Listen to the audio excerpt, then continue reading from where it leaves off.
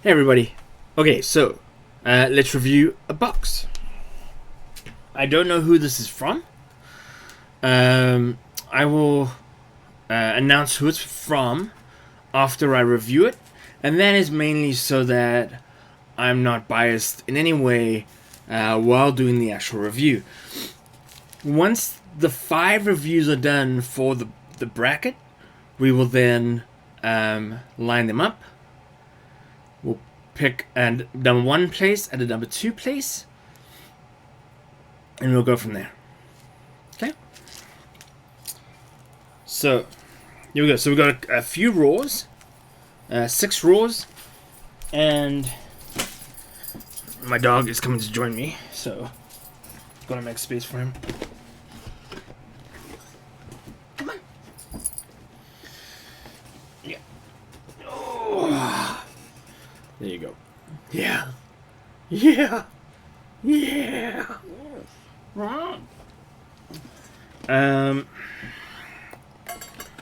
Okay, get that out of the way. Alright. Now he can't kill himself. So we got 6 rolls and we got a slab. Alright. Let's go. Alright, so this is, hey buddy, Magneto number 1. This is the 3rd unknown warehouse distribution comic cover. It's a 1 in 25, I believe. I'll put details all around there and there and there. Yeah, it's a unknown gets some very cool covers because they buy in huge volume, and artists want to be on their covers. So it's a very cool cover.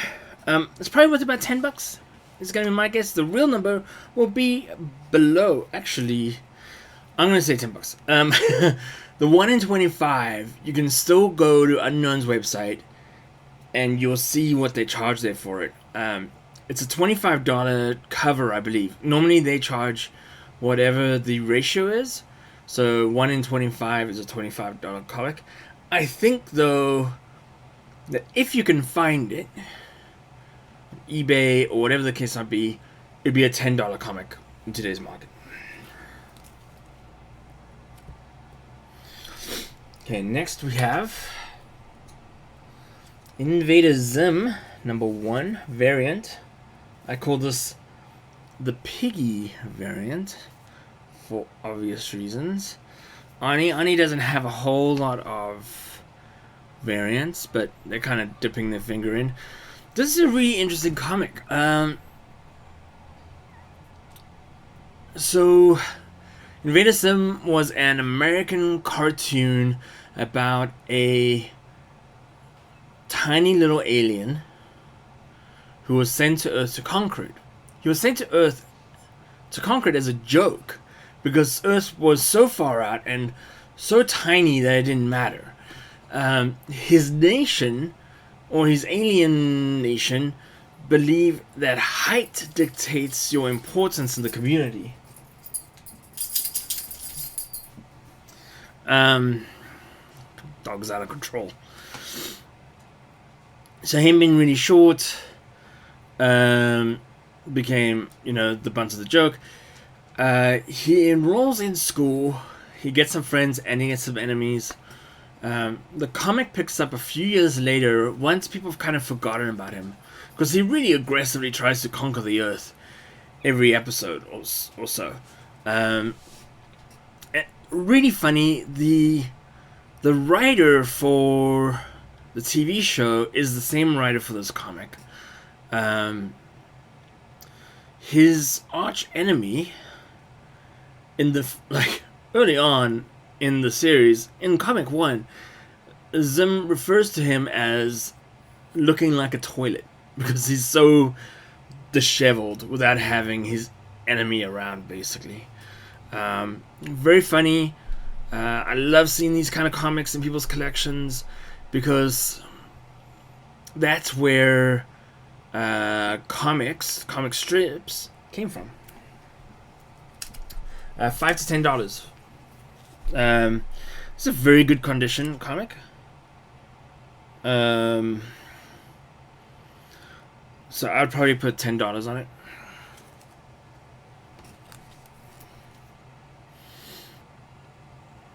Just making sure that the order was right. Okay. There we go.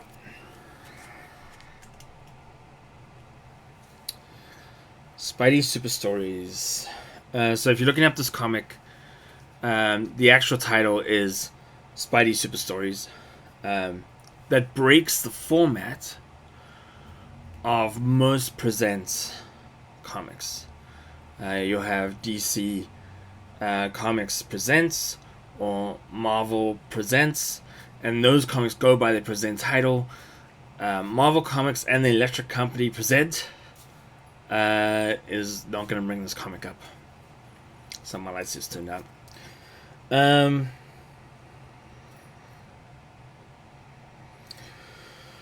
Couple things about this. This is a very strange series of comics. I have recently started collecting them. This one is probably the most normal cover you'll get. Do I have some? Oh, could you? I just got an order in. So here's some other covers that you might see. Blue Spider-Man. Tigra. Okay, that one's pretty normal. Actually, there's Jennifer of the Jungle. And Paul the Gorilla. Kingpin using Spider-Man as a baseball bat. A elephant on a bridge. This one's pretty normal. This one's pretty normal. White Tiger. Fantastic Four. Ah, damn it.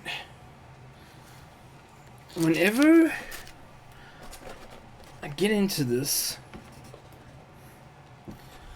the camera stops working. Okay, there we go. Fantastic Four on a roller coaster. Hawkman helping Spider-Man with a giant bow and arrow. And it goes on. And on and on and on. Spider-Man in a cannon. And more and more and more. So, very strange.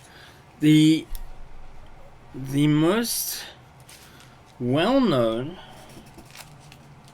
Spidey stories, super story, is he's at a baseball game and the wall breaks out and attacks the players, and Spidey fights the wall. Very strange. Once again, this is amazing. Very few people know about it. Very few people have it in their collection. It's in good condition. You know, I'm not gonna write home about it.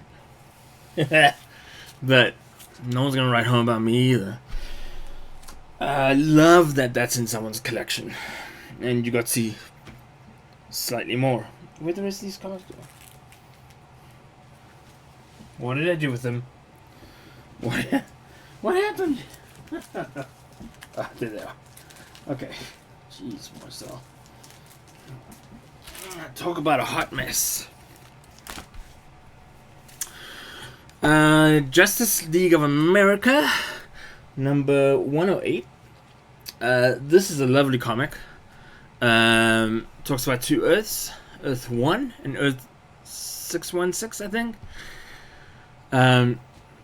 There's a bomb planted, or 3 bombs planted in 3 different places. Earth 1's heroes go after the one, Earth 616 heroes go after the other. When they meet up at the third, they realize the Nazis had put these bombs down, and Hitler kind of hangs out.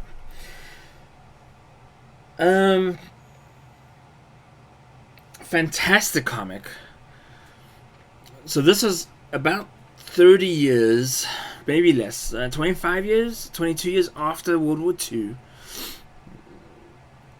And so the people that got comics now, when this comic was made, were the kids of World War II veterans. So it was very fresh in their minds. The stories were fresh. So it became very easy during this era, the silver, copper era, to really pick on the Nazis because people knew about him. A well-publicized bad guy. It's a great comic. Red Tornado dies in this comic. He sacrifices himself to blow up the bomb. Red Tornado dies a lot. If you read these comics from the 70s. So, okay, we'll move on. What will we have next? Whoa, that's cool.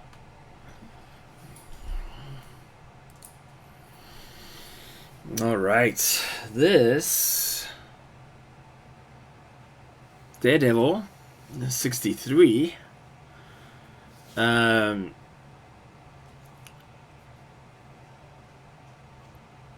So I know this comic for one reason.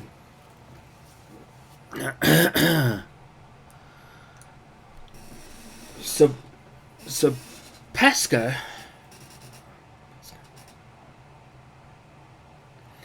So Pesco, famous writer of DC, died just last year because my dog stole me up.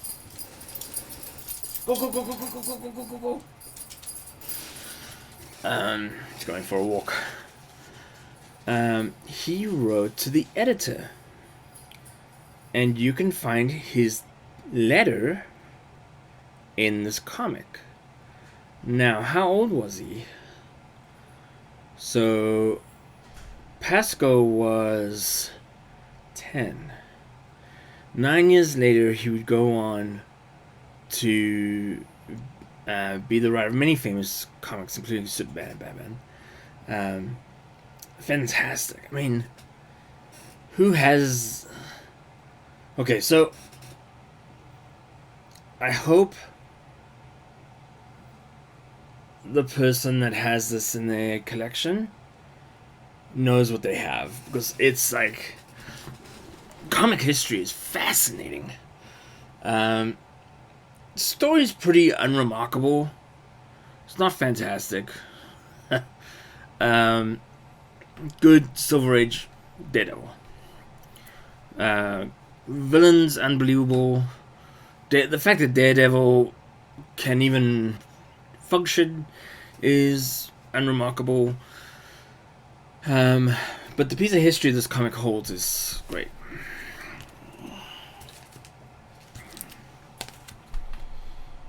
Okay. Oh, so this Daredevil comic's probably another $10. Oh, dear Hal Jordan. Dear Lanterns. How far have you strayed? This is a 1 in 10 cover of Lanterns in a Cage. So this is around the Universal Ring. And the Red Lanterns, Gorilla Grodd, and the Commander and other apes all fighting each other. And Hal Jordan and Celestro show up to settle it.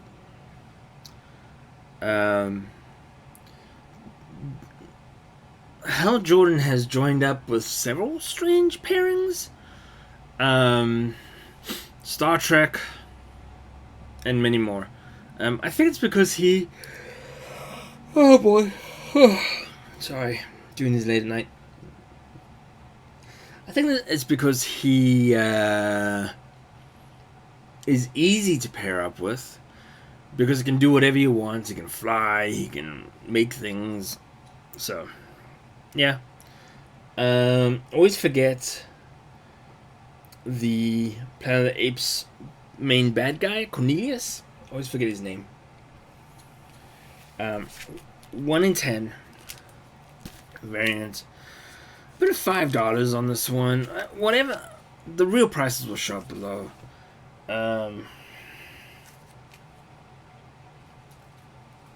Okay. And now,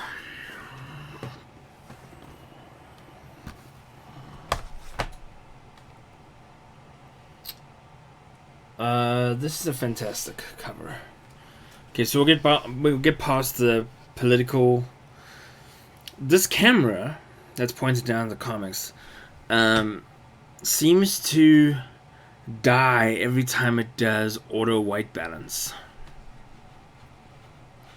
So when you put a new comic down, it dies. See? Back to life. Alright. Let's get rid of the stuff no one really wants to talk about.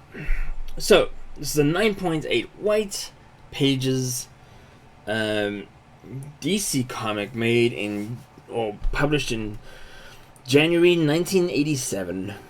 Cover and art by Byrne. Art by Kessel. Story by Osterlander and Wayne. First appearance of the new Suicide Squad, and with that comes the first appearance of every member. So, blah blah blah blah blah. President Ronald Reagan and Amanda Waller have cameos. Alright, now let's talk about this comic. This is a fantastic comic.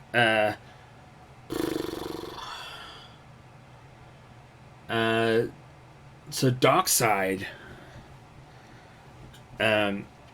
has an initiative to humiliate the heroes. He does this by sending his minions, including Brimstone, to well-known locations, and his minions are going to destroy it. So the Justice League call in the Suicide Squad, because it never makes sense to call in the Suicide Squad. You're calling in a team that doesn't want to be there. That Suicide Squad shows up, and I want to get this right. Blockbuster, as in the store, goes and tangles with Brimstone. Blockbuster gets killed by Brimstone,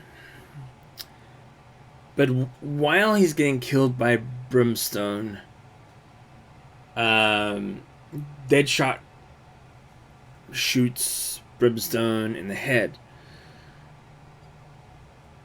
and supposedly killing him. He never shows back up in the Legends series, but he shows up in other series, including Titans and a few others.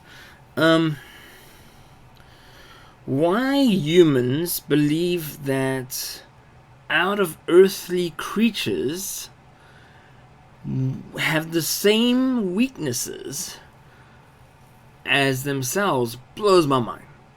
Every single, Batman vs. Superman movie, what does Batman do? He goes for Superman's heart. What happens if his heart's in his foot? So, whatever. There's a CBCS, an early CBCS. You'll notice, well, you might not be able to see it. You can, kinda. The banner is wavy. That happens with a lot of older CBCSs. The new ones don't do it. We can have a whole nother video on slabbing Whether I like it, I don't. Do I have slabs? I do. And which company do I prefer? CPCS. But that's it for now. So we have the slab. This is about a $90 to $100 slab. If you got Burn to sign this, you could probably go up to 140 and 150. It's not a key comic, you know, because the grading company puts keys on there. It's not really a key. The new Suicide Squad, I don't know. I have disagreements about what are keys and what are not keys. Okay, let's go through one more time. Not talking as much as I do. So we have the slab. We have Lanterns of the Planet of the Apes. Daredevil number 63. The Beautiful Justice League of America 108. And the camera has died again. Wow, it's just not coming back now.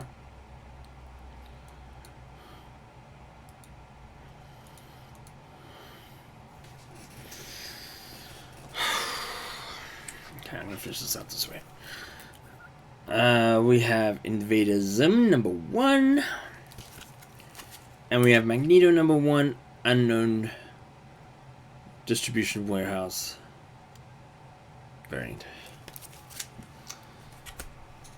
I'll be back with another review. I'm gonna try to fix this stupid camera, and we'll see what we can do. Alright, thanks everyone.